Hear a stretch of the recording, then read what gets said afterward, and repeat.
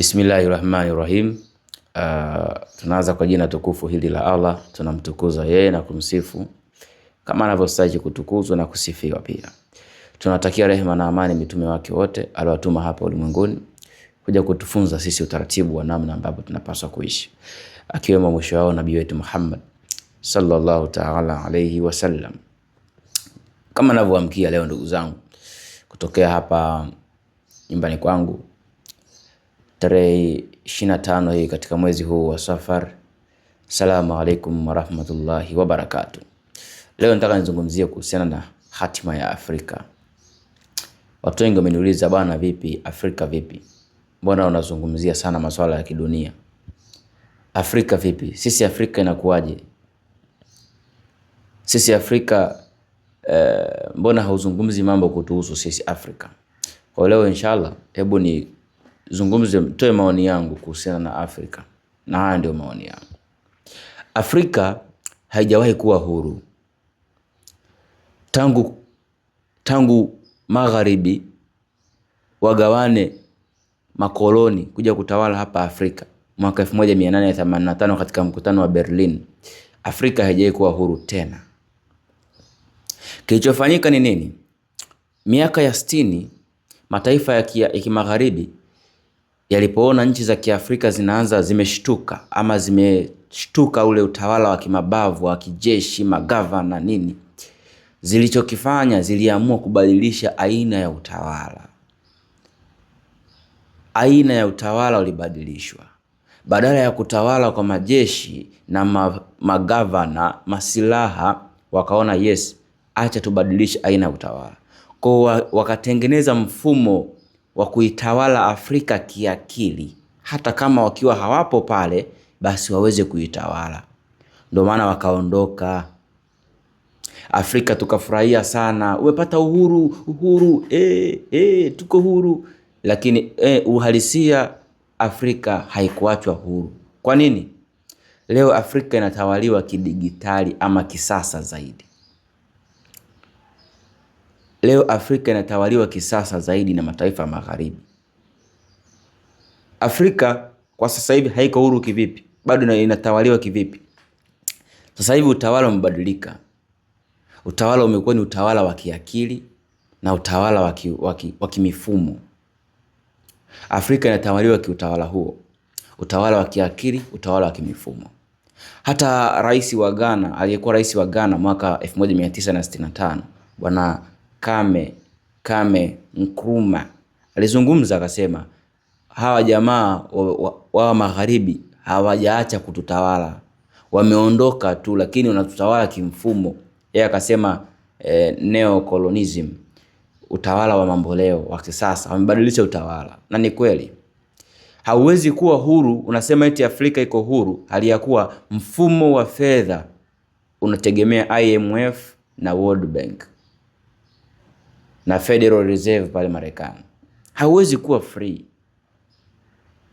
Hauwezi kuwa free hali ya kuwa system ya teknolojia inatengenezwa na wao.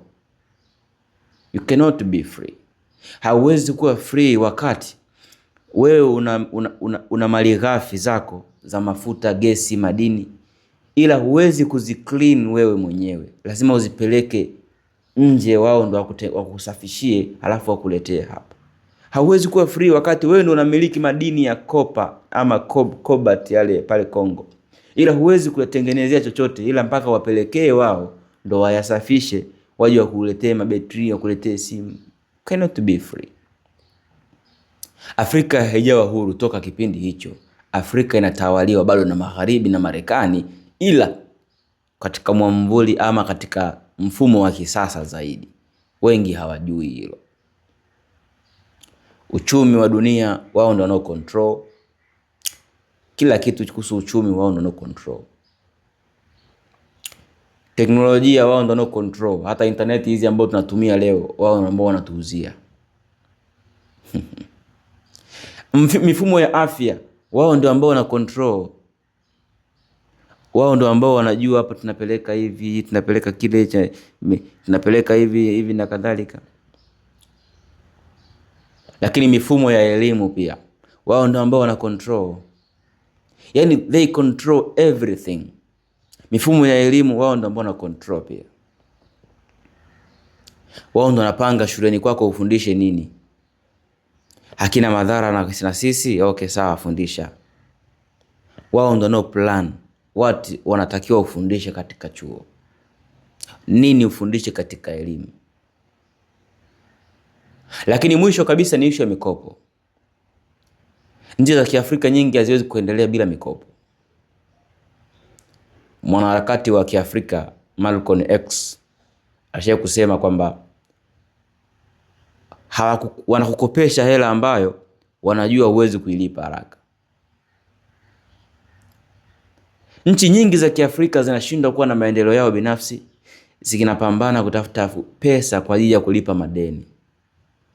Nchi nyingi sana za Kiafrika zinapambana kulipa madeni kila mwaka. Jamaa wanakukopesha pesa ambayo wanajua hauwezi kufanyaje, hauwezi kulipa. Lakini pia kupitia mikopo ama misaada ambayo wanaitoa, huwa wanaweka masharti magumu sana ambayo yanakandamiza uzalishaji wa viwanda vya ndani, wakulima. Kuna nchi unaweza kaenda ukasema hii nchi bwana viongozi wake wajinga, hata barabara hawajajenga, hata shule watoto wanakaa chini. Shida sio watoto wanakaa chini, shida ni kuna vitu. Yani mimi nasema kitu kimoja, shida ya Afrika sio viongozi wao. Yani hao marais mnaowaona sio shida, wao sio shida. Yani wale sio shida ukasema huyu ni tatizo huyu, hata akaja mwingine akakaa pale atafanya aliyofanya huyu.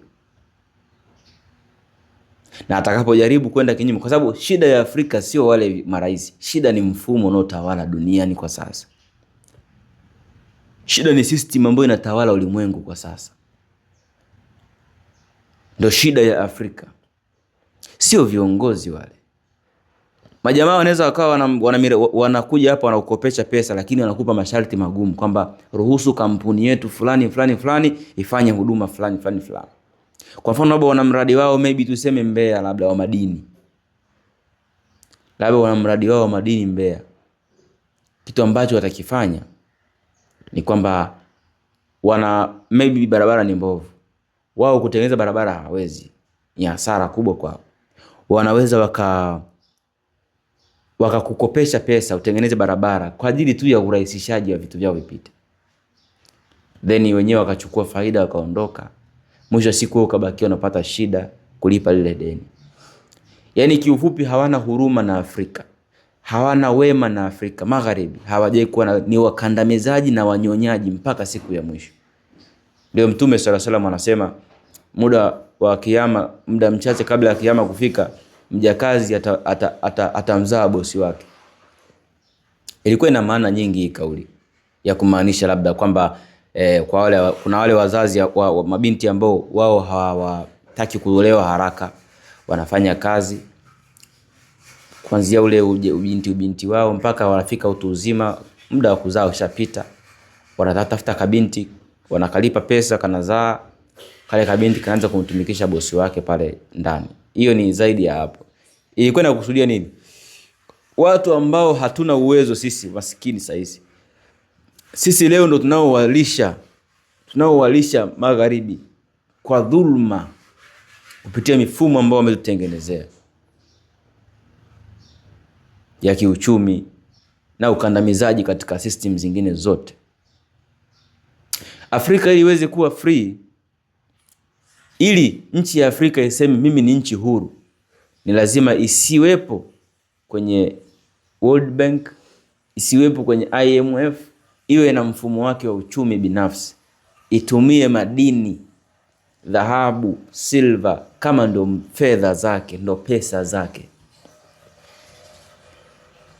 Kuna nchi pale Afrika Magharibi kama Burkina Faso, Mali na Niger zimeanza kuonesha kidogo namna nzuri ya kuweza kutaka kujinasuru kwenye mzozo, kwenye ukingo au kwenye fitna kwenye mikono ya wakoloni wa Magharibi na Marekani.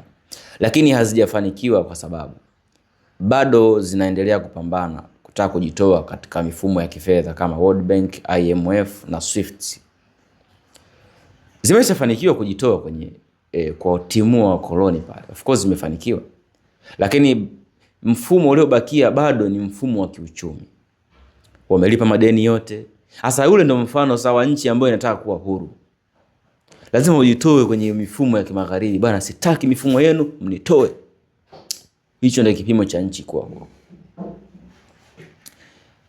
Kwa kuwa wanashirikiana na Bwana Putin, huenda mambo yakawa mazuri. Tusubirie. Kwa hiyo mimi ukiniuliza hatima ya Afrika inakuwaje? Afrika itapata amani lini na itakuwa huru lini? Mimi naweza kukwambia Afrika itakuwa huru kipindi atakaporudi Nabii Isa ama Yesu.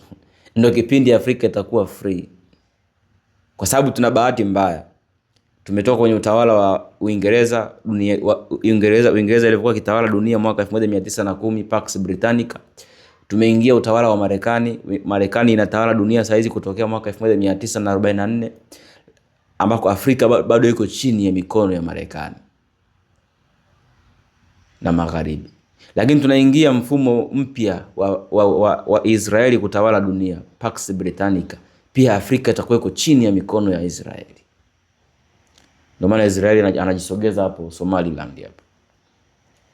Anasogea hapo kirahisi ili ashike vizuri mazingira ya huko. Na maeneo mengi Israeli anaenda, Nigeria, wapi. Wanaisogeza ni ili kusoma engo vizuri. Yaani majamaa yanatuonea sana. Hizo kambi za jeshi zilizokaa hapo sio tu zimekaa kwa ajili ya kupigana na hao magaidi. Kwanza hao magaidi pia nao wamewatengeneza wao kwa ajili ya kupata uhalali ya kukaa eneo lako. Wameweka hizo kambi hapo ni kama tu wameweka, ila wanafanya survey. Wanapima mikakati yao, miradi yao, nini usalama miradi yao, wanadadisi vitu mbalimbali maeneo hayo. Afrika itakuja kuwa huru kipindi atakaporudi Nabii Isa, ambapo watauawa wote hao madhalim, kisha dunia itajawa na amani tena. Ule utawala wa haki, utawala wa kimungu, utawala wa Mwenyezi Mungu utarejeshwa tena ulimwenguni. Watu watakuwa na amani. Mimi binafsi hao ndio maoni yangu kuhusu Afrika. Tuna bahati mbaya sana. Afrika haijawahi kuwa huru tangu wameingia hawa wakoloni, hawa mataifa magharibi. Afrika haijawahi kuwa huru. Kilichobadilishwa ni mfumo, aina ya kutawala. Utawala wa leo ni wa kimifumo na sio utawala wa kijeshi tena ama magavana nini. Kwa hayo ndio maoni yangu kuhusu Afrika. Asalamu alaykum wa rahmatullahi wa barakatuh.